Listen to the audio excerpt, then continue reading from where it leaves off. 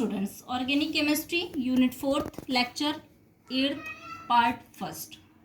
इसके भी 3 पार्ट आएंगे आपके। यूनिट 4 जो है वो 3 चैप्टर हैं इसमें, तो इसमें तीनों चैप्टर हम लोग कवर करेंगे एक एक पार्ट में, ठीक है। ये यूनिट 3 पार्ट में चलेगी आपकी। इसमें पहले पार्ट में हम लोग चैप्टर कवर कर रहे हैं carboxylic acid. Carboxylic acid chapter के ऑब्जेक्टिव्स क्या क्या हैं, क्या क्या हम लोग पढ़ने वाले हैं, इनका इंट्रोडक्शन पढ़ेंगे, क्लासिफिकेशन पढ़ेंगे और इनके मेथड पढ़ेंगे। क्लासिफिकेशन के बाद जो आएगा उसमें से कुछ के इम्पोर्टेंस के ही हम लोग मेथड पढ़ने वाले हैं, ठीक है। प्रॉपर्टीज़ पढ़ेंगे और टेस्ट पढ़ेंगे कार्बोक्सिलिक एसिड के। तो हम लोग आ जाते हैं इंट्रोडक्शन की तरफ। इंट्रोडक्शन क्या होते हैं कार्बोक्सिलिक एसिड? ऐसे कार्बनिक यौगिक जिनमें COH ग्रुप क्रियात्मक समूह के रूप में उपस्थित होता है, ऐसे एसिड्स को हम लोग कार्बोक्सिलिक एसिड बोलते हैं। उनका जनरल फॉर्मूला RCOH होता है। ये यहाँ पे सिंगल बॉन्ड लगेगा, सिंगल बॉन्ड, ये सिंगल बॉन्ड RCOH। क्लासिफिकेशन किस तरह से किया गया है? क्लासिफिकेशन 2 टाइप से किया गया। कार्बोक्सिलिक एसिड को हम लोगों ने 2 तरीके से वर्गीकृत किया है। कौन कौन से 2 तरीके हैं? हम लोगों ने मतलब जो COH है इनके नंबर के हिसाब से वर्गीकृत किया है, और जो हाइड्रोकार्बन में जुड़ेगा उसके पार्ट, उसकी जैसे नेचर होगा उसके हिसाब से किया है। On the basis of number COH groups on the basis of nature of hydrocarbon part. On the basis of number COH group, इसके हिसाब से 3 तरह के कार्बोक्सिलिक एसिड बनेंगे: monocarboxylic, dicarboxylic and polycarboxylic acid. Monocarboxylic, देखिए केमिस्ट्री में mono di try, मोनोडाई, poly का मतलब क्या होता है? मोनो का मतलब सिंगल, डाई का मतलब डबल मतलब 2, और पॉली का मतलब 2 से ज़्यादा। तो मोनोकार्बोक्सिलिक एसिड नेम से आपको पता चल रहा है मोनोकार्बोक्सिलिक एसिड क्या हो जाएगा? जिसमें एक COH ग्रुप ऐड हुआ हो। डाई कार्बोक्सिलिक एसिड क्या हो जाएगा? जिसमें 2 COH ग्रुप ऐड हुए हों, जुड़े हों। और पॉली का मतलब जिसमें 2 से अधिक जुड़े हुए हों।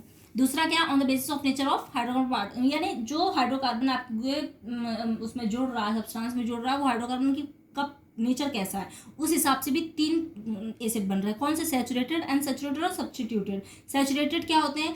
जो हाइड्रोकार्बन ग्रुप में जुड़ रहा है वो सैचुरेटेड यानी संतृप्त हो, ठीक है, उनको हम क्या बोलेंगे? Saturated hydrocarbon. अनसैचुरेटेड क्या होगा? अनसैचुरेटेड में जो हाइड्रोकार्बन जुड़ रहा है वो असंतृप्त हो, ठीक है, जैसे एथिलीन वगैरह, मतलब डबल बॉन्ड लगा, ट्रिपल बॉन्ड लगा। और तीसरे में क्या है? सब्स्टिट्यूटेड कार्बोक्सिलिक एसिड में क्या होता है? ये कार्बोक्सिलिक एसिड होते हैं ऐसे कार्बोक्सिलिक अम्ल में हाइड्रोकार्बन के भाग के H परमाणु किसी समूह द्वारा प्रतिस्थापित हो जाते हैं, जैसे कि आपका बनता है ग्लाइकोलिक एसिड, ग्लाइकोलिक अम्ल, ठीक है। नेक्स्ट क्या आ जाता है? Method of preparation of carboxylic acid. इसमें हम लोग पढ़ रहे हैं सबसे पहले method of preparation of monocarboxylic acid. जो इंपॉर्टेंट मैंने वही रखा है, ठीक है। मोनो मेथड कैसे इनको बना सकते हैं? Method of preparation by the oxidation of primary alcohols and aldehyde and ketone. क्या होगा?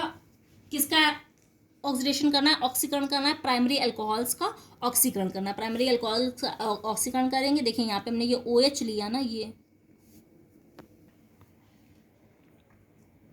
क्या है इसमें? ये हम लोगों ने लिया ना, ये OH ग्रुप लिया, इसका हमको ऑक्सीकरण करना था।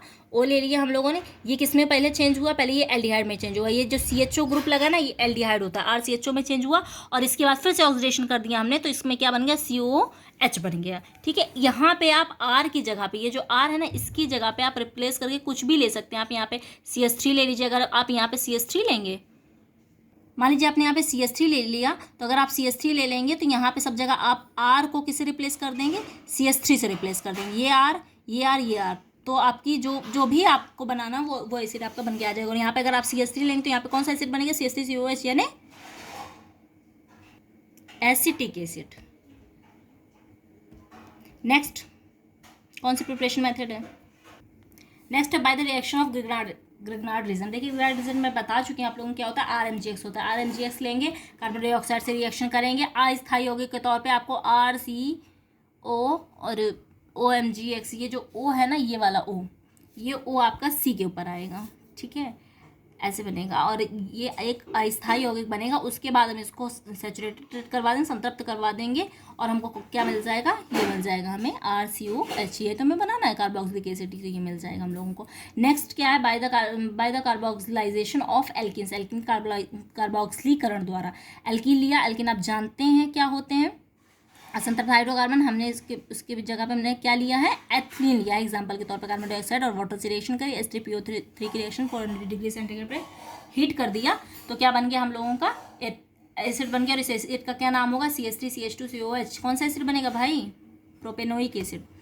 नेक्स्ट क्या है, केमिकल प्रॉपर्टीज। केमिकल प्रॉपर्टीज में देखिए फॉर्मेशन ऑफ एस्टर। देखिए जो एस्टर का फॉर्मेशन है ये इंपॉर्टेंट रिएक्शन है, नोट डाउन करिए। इसको हम बोलते हैं हिंदी में एस्टरीकरण। क्या होती है इसकी डेफिनेशन, क्या होता है एस्टरीकरण, प्रबल अम्ल उत्प्रेरकों जैसे H2SO4 या HCl की उपस्थिति में कार्बोक्सिलिक अम्लों की अल्कोहलों के साथ क्रिया करने पर एस्टर बनते हैं और इस क्रिया को हम एस्टरीकरण या एस्टरिफिकेशन भी कहते हैं। अब देखिए इसमें हमने एस्टिक एसिड लिया ना, sorry carboxylic acid, acetic acid नहीं बोल सकते क्योंकि हमने यहाँ पे R लिया हुआ है, इसलिए एक हमने कार्बोक्सिलिक एसिड लिया।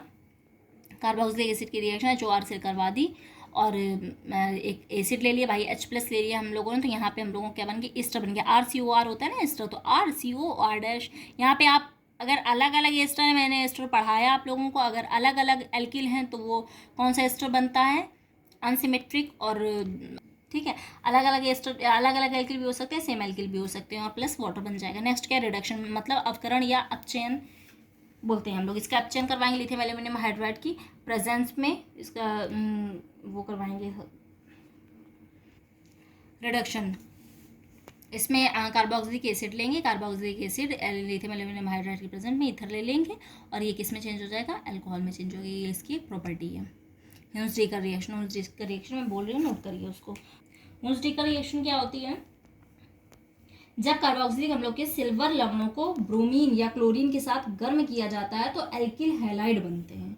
देखिए ये जो रिएक्शन आपको ऊपर दिख रही है, इसमें हमने कार्बोक्सिलिक एसिड के सिल्वर लवण को, देखिए कार्बोक्सिलिक एसिड होता है RCOH होता है ना आपका, तो हमने R की जगह में CH3 ले लिया, COOH की जगह हम क्या बोल रहा है वो सिल्वर लवण, इसलिए हमें Ag लेना है तो हमने Ag ले लिया। उस चाहे ब्रोमीन के साथ हीट कर दीजिए, चाहे क्लोरीन के साथ हीट कर दीजिए। ब्रोमीन के साथ यहाँ पे हीट कर दीजिए, यहाँ पे हीट का साइन आप चाहें तो बना सकते हैं, हीट कर दीजिए तो आपको क्या बनेगा यहाँ पे, एल्किल हैलाइड। ये R है ना, ये एल्किल हो गया, CH3 एल्किल हो गया, हैलाइड यानी Br, तो CH3 Br। तो इस रिएक्शन को हम लोग क्या बोलते हैं, ह्यून्स-डीकर रिएक्शन बोलते हैं। नेक्स्ट क्या है, श्मिट रिएक्शन, श्मिट अभिक्रिया बोलते हैं। श्मिट अभिक्रिया क्या होती है,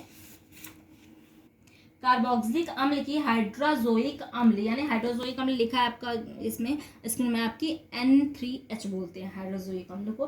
हाइड्रोजोइक अम्ल के साथ सांद्र H2SO4 की उपस्थिति में क्रिया कराने पर प्राथमिक एमीन बनता है, उसको हम बोलते हैं श्मिट अभिक्रिया।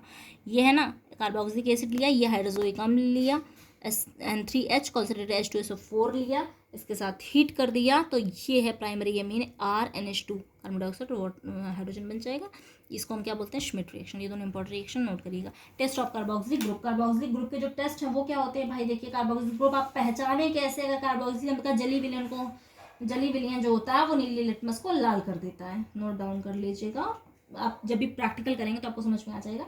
इसके बाद अगर कार्बोक्सिलिक एसिड का जलीय अल्कोहलिक विलयन यानी NaHCO3 के साथ क्रिया करता है तो बुदबुदाहट के साथ CO2 गैस फॉर्म करता है। और थर्ड क्या है इसका, कार्बोक्सिलिक एसिड सांद्र H2SO4 तथा अल्कोहल के साथ गर्म करने पर एस्टर का निर्माण करते हैं जिससे सुगंध उत्पन्न होती है। ये आप तीनों रिएक्शन अगर लैब में करेंगे तो आपको समझ में आ जाएगी कि ये क्या है, कार्बोक्सिलिक एसिड है। नेक्स्ट क्या है, हाइड्रोक्सी एसिड। हाइड्रोक्सी एसिड क्या होते हैं, हाइड्रोक्सी एसिड क्या होते हैं, हाइड्रोक्सी एसिड वे हाइड्रोक्सी अम्ल जिनमें दोनों हाइड्रोक्सिल तथा कार्बोक्सिलिक समूह होते हैं हाइड्रोक्सी एसिड कहलाते हैं। हाइड्रोक्सी एसिड, कुछ हाइड्रोक्सी एसिड क्या है, हाइड्रोक्सी एसिटिक एसिड। दूसरा क्या है, देखिए यहाँ पे ये अल्फा लिखा हुआ है, यहाँ पे अल्फा का साइन बनेगा, ये आपको दिख रहा है ना, यहाँ पे जो अल्फा का ऐसे करके साइन नहीं बनता वो अल्फा का साइन बनेगा, अल्फा हाइड्रोक्सी प्रोपेनोइक एसिड, ये इसका फॉर्मूला है, ठीक है, ये होते हैं हाइड्रोक्सी एसिड। नेक्स्ट क्या है, जनरल मेथड ऑफ प्रिपरेशन। इसकी प्रिपरेशन मेथड में क्या आ जाता है आपका, पहला क्या, by the reaction of nitrous acid on amino acids, यानी अमीनो अम्लों पर नाइट्रस अम्ल की क्रिया द्वारा क्या करेंगे हम, एमिनो एसिटिक एसिड लेंगे जिसको हम ग्लाइसिन भी बोलते हैं, ये है अमीनो एसिटिक एसिड, ये है नाइट्रस एसिड से रिएक्शन करेंगे हम, क्या बनेगा, ग्लाइकोलिक एसिड यानी CH2OH COOH नाइट्रोजन और वाटर बनेगा, ग्लाइकोलिक एसिड इसको बोलते हैं और यही हमारा हाइड्रोक्सी एसिड के अंतर्गत आता है। दूसरा क्या है, बाय ग्लाइकॉल, ग्लाइकॉल के द्वारा कैसे बनाया जाता है, ग्लाइकॉल लेंगे यहाँ पे हम, इसका हम ऑक्सीडेशन करवा देंगे, ये डाइल्यूट HNO3 ले लेंगे और यहाँ पे हमें क्या बन जाएगा ग्लाइकोलिक एसिड, ये भी हमारा हाइड्रोक्सी एसिड के अंतर्गत आता है। नेक्स्ट क्या है, केमिकल प्रॉपर्टीज। केमिकल प्रॉपर्टीज में फर्स्ट नंबर क्या है आपका, रिडक्शन। रिडक्शन करेंगे हाइड्रोक्सी एसिड में। कौन सा एसिड हमने ले रखा है, देखिए इसमें क्या होता है रिडक्शन में, थोड़ी सी बात ये नोट कर लीजिएगा।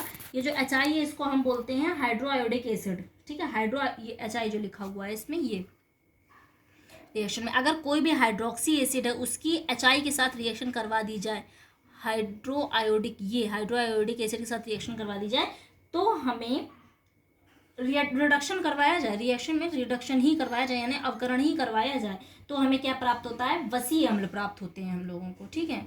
ये जो एसिड है ये वसीय अम्ल है, ठीक है। तो ये रिएक्शन, ये हाइड्रोक्सी एसिड है, इसकी हमने हाइड्रो आयोडिक एसिड के साथ रिएक्शन करवा दी, ये हमें वसीय अम्ल प्राप्त हो गया, ये आयोडीन और वाटर प्राप्त हो गया। नेक्स्ट क्या, फॉर्मेशन ऑफ एस्टर, एस्टर का बनना। कैसे एस्टर बनते हैं, हाइड्रोक्सी एसिड लेंगे, इनके हम अल्कोहल के साथ रिएक्शन करेंगे। मैंने लिया हुआ है ये जो अल्कोहल है इसको अपोजिट थोड़ा सा उल्टा लिखा हुआ है, इसलिए क्योंकि हम इसको हमको निकालने में, वाटर निकालने में दिक्कत ना हो। यहाँ से ये देखिए ये है ना, यहाँ का OH उठा लेंगे, यहाँ का H उठा लेंगे, इसको यहाँ पे जोड़ देंगे। जब यहाँ से H निकालोगे ना आप, तो ये C2H5 जो ऐड करोगे ना, तो C2H5 यहाँ पे ऐड हो जाएगा। ये देखिए ये ऐड किया गया है यहाँ पे C2H5, और एक H हम लोगों ने यहाँ से ले लिया है, और ये OH मिलकर के क्या बना दिए, वाटर बना दिए, ठीक है। इस तरह से हमारा क्या बन जाता है, एस्टर बन जाता है। ये जो बना ये एस्टर ही तो है, ये जो बना हुआ है बीच में, ठीक है। नेक्स्ट क्या है, इंपॉर्टेंट एसिड। देखिए हाइड्रो, इसमें ये जो चैप्टर था इसमें कई सारे एसिड्स हैं, उसमें मैंने कुछ एसिड आप लोगों को दिखा दिए हैं। इन सारे एसिड के बारे में भी आप लोग थोड़ी थोड़ी जानकारी कर लीजिएगा, और इसमें और भी एसिड्स हैं आप लोगों के, आप लोग उनको खोजिए, कमेंट बॉक्स में बताइए, जितना ज़्यादा से ज़्यादा आपको पता है उनके बारे में लिखिए आप लोग, ठीक है। नेक्स्ट क्या है, नेक्स्ट मैंने एक क्वेश्चन ऐड किया है। क्वेश्चन क्या है, paranitrobenzoic acid is stronger than meta nitrobenzoic acid, इसमें रीजन, ऐसा क्यों होता है, इसका रीजन दीजिए।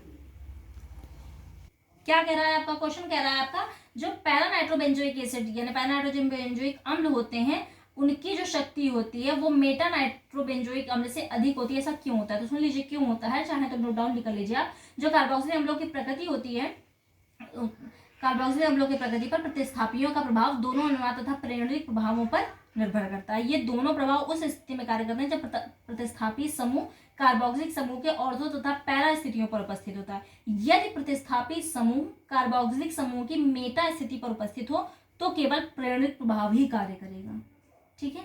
इसमें दोनों प्रभाव कार्य करते हैं, अनुनाद और प्रेरणिक दोनों प्रभाव कार्य करते हैं।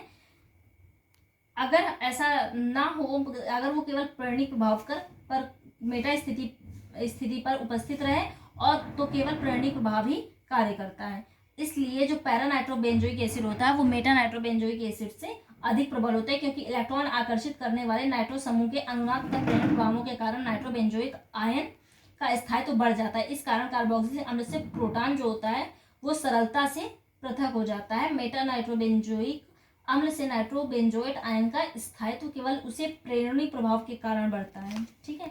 इस कारण इसका प्रोटॉन सरलता से पृथक नहीं होता और इसी कारण ये क्या होते हैं, ज़्यादा स्ट्रॉन्ग होते हैं। ये हो गया आपका carboxylic acid chapter finish. Next हम लोग न्यू चैप्टर करेंगे इसी यूनिट के अंतर्गत, 4th यूनिट के अंतर्गत। Thank you class.